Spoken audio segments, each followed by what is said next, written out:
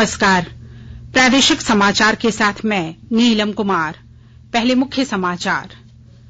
प्रधानमंत्री नरेंद्र मोदी ने कहा, सरकार ने सूक्ष्म, लघु और मझोले उद्यमों को सशक्त बनाने के लिए पिछले 8 वर्षों के बजट में 650% की वृद्धि की। मुख्यमंत्री हेमंत सोरेन ने साहेबगंज में वीर शहीद सिद्धू कान्हू मुर्मू को दी श्रद्धांजलि। जिले में विभिन्न योजनाओं का किया उद्घाटन और शिलान्यास। जैक बोर्ड ने इंटरमीडिएट का आर्ट्स और कॉमर्स का रिजल्ट जारी किया। कॉमर्स में निक्की कुमारी और आर्ट्स में मानसी साहा बनी स्टेट टॉपर।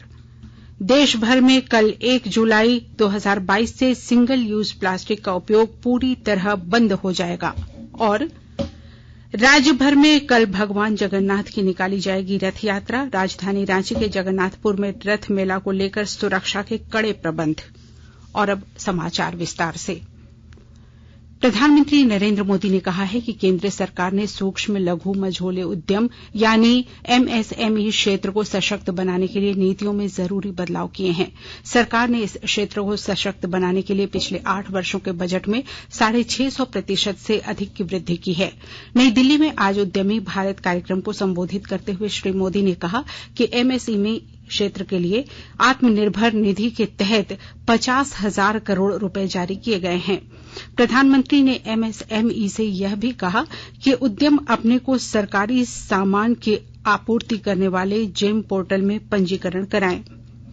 श्री मोदी ने कहा कि सरकार ने 200 करोड़ रुपए तक का ठेका वैश्विक कंपनी को नहीं देने का फैसला किया है। ये ठेके एमएसएमई क्षेत्र के लिए आरक्षित रहेंगे। आपातकालीन ऋण सुविधा गारंटी योजना के तहत एमएसएमई के लिए 3.5 लाख करोड़ रुपए सुनिश्चित किए गए हैं। श्री मोदी ने कहा कि वर्ष 2014 में सरकार ने उन उद्यमों का दायरा बढ़ाने का फैसला किया था। मुद्रा योजना में इसमें महत्वपूर्ण भूमिका निभाई। महिला उद्यमियों को बिना गारंटी के ऋण दिए गए। इसमें दलित, पिछड़े और जनजातीय उद्यमी शामिल हैं।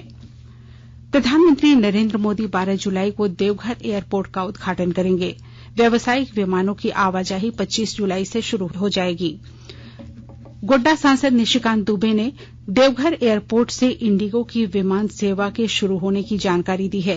प्रधानमंत्री के कार्यक्रम को देखते हुए आज राज्य के मुख्य सचिव सुखदेव सिंह, नागर विमानन विभाग के सचिव राजीव बंसल, एयरपोर्ट अथॉरिटी के अध्यक्ष संजीव कुमार और राज्य के पुलिस महानिदेशक नीरज सिन्हा ने देवघर स्थित नवनिर्मित एयरपोर्ट का निरीक्षण किया।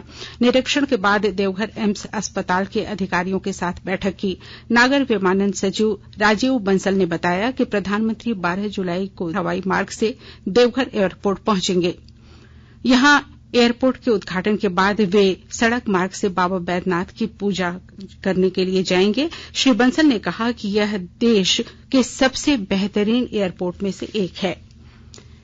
हूल दिवस के मौके पर मुख्यमंत्री हेमंत सोरेन ने आज साहेबगंज में क्रांति स्थल पंचकटिया में लगभग 21 लाख रुपए की लागत से बने तोरण द्वार का उद्घाटन किया।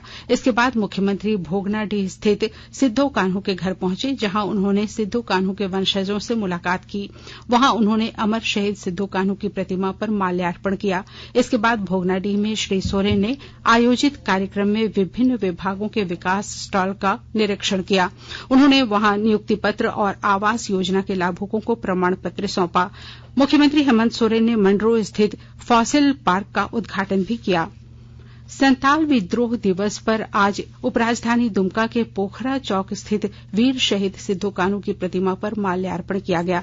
साथ ही संताल विद्रोह के उन हजारों शहीदों को भी श्रद्धांजलि दी गई, जिन्होंने ब्रिटिश हुकूमत को उखाड़ फेंकने के लिए अपने प्राणों की आहुति दी। मौके पर दुमका सांसद सुनील सोरेन ने कहा कि आज झारखंड की मौजूदा परिस्थिति सत्ता और सामाजिक बदलाव के लिए फिर से हूल की मांग कर रही है।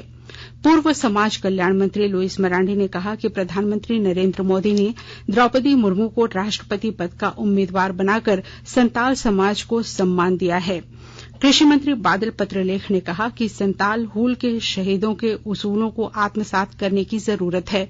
जामा विधायक सीता सोरेन ने कहा कि राज्य सरकार झारखंड को सिद्धू कान्हू के सपनों का राज्य बनाने के प्रति प्रतिबद्ध है। वहीं पाकुड़ जिले में हूल दिवस धूमधाम से मनाया गया। जिला मुख्यालय सहित प्रखंड मुख्यालय एवं ग्रामीण इलाकों में आम एवं खास लोगों ने शहीद सिद्धू कान्हू, चांद भैरव को श्रद्धांजलि दी। इस दौरान आदिवासी छात्र छात्राओं ने झांकी भी निकाली।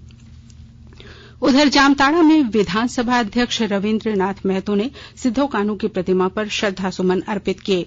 उन्होंने कहा कि आज ही के दिन आदिवासी भाई बहनों ने एकजुटता के साथ न केवल देश के स्वाभिमान की रक्षा करते हुए अपने प्राणों की आहुति दी, बल्कि देशवासियों को भी अंग्रेजों के विरुद्ध आंदोलन में शामिल होने के लिए प्रेरित किया था। वहीं जमशेदपुर में हूल क्रांति दिवस पर भाजपा अनुसूचित जनजाति मोर्चा के जिलाध्यक्ष बीनानंद सिरका के नेतृत्व में भाजपा नेता भुइयाडीह चौक स्थित सिद्धो कान्हू की प्रतिमा पर माल्यार्पण करने पहुंचे, लेकिन वहां चारों तरफ जेएमएम का झंडा लहराने के विरोध में भाजपा के सभी पदाधिकारी और कार्यकर्ता धरने पर बैठ गए। भाजपा जमशेदपुर महानगर अध्यक्ष गुंजन यादव ने झारखंड मुक्ति मोर्चा के इस कार्य की कड़ी निंदा की। इधर सरायकेला खरसावां में विभिन्न संगठनों ने सिद्धो मुर्मू और कान्हू मुर्मू को श्रद्धांजलि देकर नमन किया। इस अवसर पर मंत्री चंपाई सोरेन ने वीर शहीद सिद्धो कान्हू की प्रतिमा पर माल्यार्पण कर श्रद्धांजलि अर्पित की। झारखंड अधिविद्य परिषद जैक ने आज इंटरमीडिएट आर्ट्स और कॉमर्स का परीक्षा परिणाम जारी कर दिया। राज्य के शिक्षा मंत्री जगन्नाथ महतो ने रिजल्ट जारी किया। इंटर की आर्ट्स और कॉमर्स की परीक्षा में 2 लाख से अधिक परीक्षार्थी शामिल हुए थे। इस बार कॉमर्स में निक्की कुमारी स्टेट टॉपर बनी। निक्की कुमारी डीवीसी +2 उच्च विद्यालय चंद्रपुरा की छात्रा हैं। कॉमर्स में जामताड़ा जिले का परीक्षा परिणाम अव्वल रहा। कॉमर्स में इस बार 92% से अधिक परीक्षार्थियों ने सफलता पाई है। वहीं आर्ट्स में हजारीबाग की मानसी साहा कला संकाय में स्टेट टॉपर बनी है। आर्ट्स में खूंटी जिले ने परचम लहराया है। इंटर आर्ट्स में 97% से अधिक परीक्षार्थी सफल घोषित किए गए हैं। आकाशवाणी के ताजा तरीन समाचारों के लिए आप हमारी वेबसाइट newsonair.com पर लॉग ऑन कर सकते हैं। ताजा समाचार Twitter handle @AIR news alerts और Facebook page all India radio news पर भी उपलब्ध है।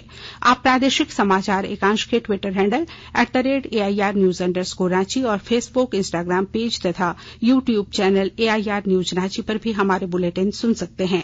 प्रादेशिक समाचार आप आकाशवाणी रांची से सुन रहे हैं और अब पेश है कोरोना से बचाव के कुछ संदेश। कोविड-19 से बचाव और सुरक्षित रहने के 3 उपाय। मास्क लगाएं, 2 गज दूरी है जरूरी, सुरक्षित दूरी रखें, हाथ और मुंह साफ रखें।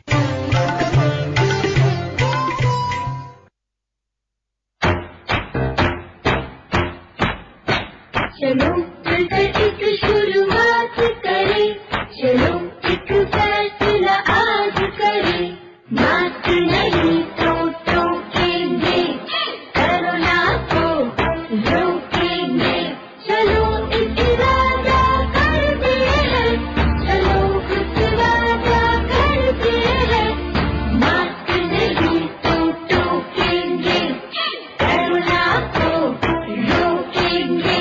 भारत सरकार द्वारा जनहित में जारी। देश भर में कल 1 जुलाई 2022 से सिंगल यूज प्लास्टिक का उपयोग पूरी तरह बंद हो जाएगा। वहीं झारखंड में सिंगल यूज प्लास्टिक के उपयोग पर रोक लगाने के लिए प्रशासन और नगर निगमों तथा बोर्ड को निर्देश दिया गया है। इस संबंध में रांची नगर निगम प्रशासन ने निगम की इन्फोर्समेंट टीम को निगम क्षेत्र में सिंगल यूज प्लास्टिक की वस्तुओं का विनिर्माण, आयात, भंडारण, वितरण, बिक्री और उपयोग पाए जाने पर कड़ी कार्रवाई करने और सामग्री जब्त करने का निर्देश दिया है।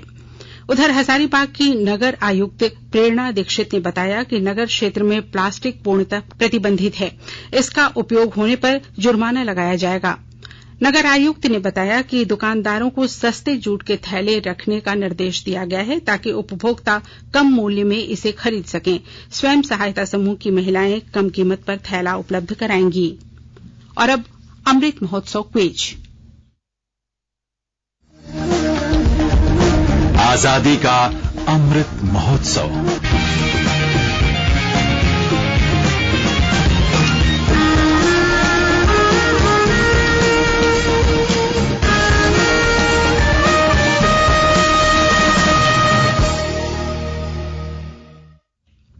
देश के 75वें स्वाधीनता दिवस समारोहों के उपलक्ष्य में आजादी का अमृत महोत्सव के अंतर्गत प्रादेशिक समाचार एकांश आकाशवाणी रांची द्वारा स्वाधीनता संग्राम और उसके गौरवशाली इतिहास पर 18 अगस्त से साप्ताहिक अमृत महोत्सव क्विज का शुभारंभ किया गया है। यह क्विज प्रत्येक बुधवार को शाम 7 बजे प्रसारित होने वाले प्रादेशिक समाचार में शामिल किया जा रहा है। अमृत महोत्सव क्विज में आकाशवाणी समाचार रांची के साथ सेंट्रल कोलफील्ड्स लिमिटेड और मिशन ब्लू फाउंडेशन सहयोगी के रूप में शामिल हैं। 29 जून यानी कल के क्विज में हमारा प्रश्न था, अंग्रेजों ने संथाल विद्रोहियों से बचने के लिए पाकुड़ में किस टावर का निर्माण कराया था? इसका सही जवाब है मार्टिलो टावर। इस प्रश्न का सही जवाब भेजने वालों में से आज के लकी विजेता हैं न्यू पारासोरी डोरंडा रांची के यासीन अली। यासीन जी, आपको बहुत बहुत बधाई। आपको आपका ई प्रमाण पत्र और पुरस्कार जल्द भेजा जाएगा। भाकपा माओवादियों के शहीद सप्ताह को लेकर नक्सल प्रभावित इलाके समेत रांची टाटा मार्ग पर रांची और खूंटी पुलिस ने अपनी सक्रियता बढ़ा दी है। बुंडू, तमाड़, तैमारा घाटी, दशमफॉल इलाका और तमाड़ का जंगल क्षेत्र समेत सभी संवेदनशील इलाकों में बुंडू अनुमंडलीय पुलिस और खूंटी पुलिस अलर्ट मोड पर काम कर रही है।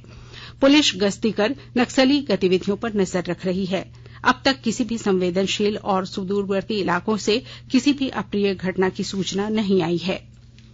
गिरिडीह जिले में बढ़ रही सड़क दुर्घटनाओं को रोकने के लिए जिला सड़क सुरक्षा समिति ने कई उपाय किए हैं। विस्तृत जानकारी दे रहे हैं हमारे संवाददाता। जिले में बढ़ रहे सड़क दुर्घटनाओं को रोकने के लिए जिला सड़क सुरक्षा समिति ने कई अहम फैसले लिए हैं। गिरिडीह डीसी नमन प्रेस लकड़ा ने बताया कि मई माह में सड़क दुर्घटना के 32 मामले दर्ज किए गए हैं।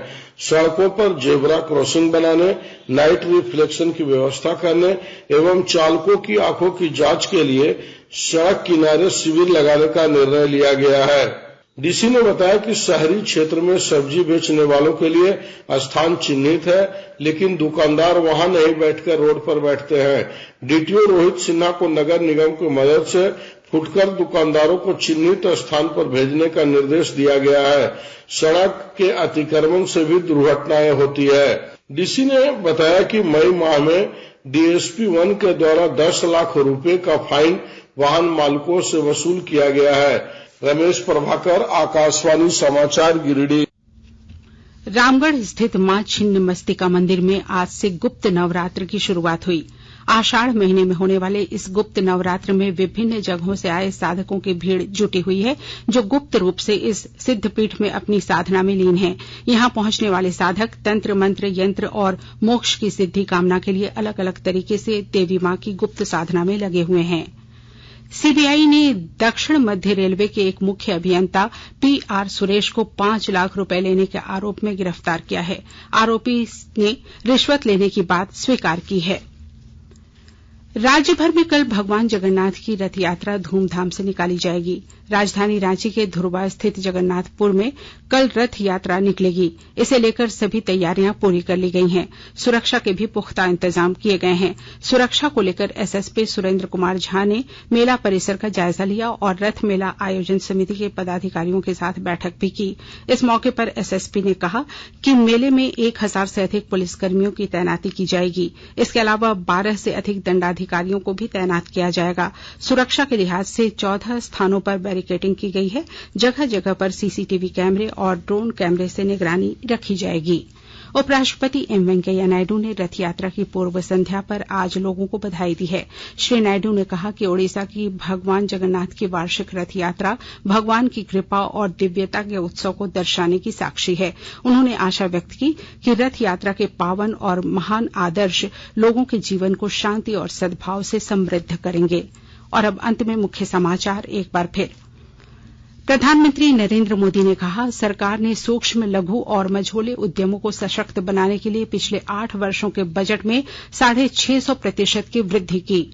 मुख्यमंत्री हेमंत सोरेन ने साहेबगंज में वीर शहीद सिद्धो कान्हू मुर्मू को दी श्रद्धांजलि। जिले में विभिन्न योजनाओं का किया उद्घाटन और शिलान्यास।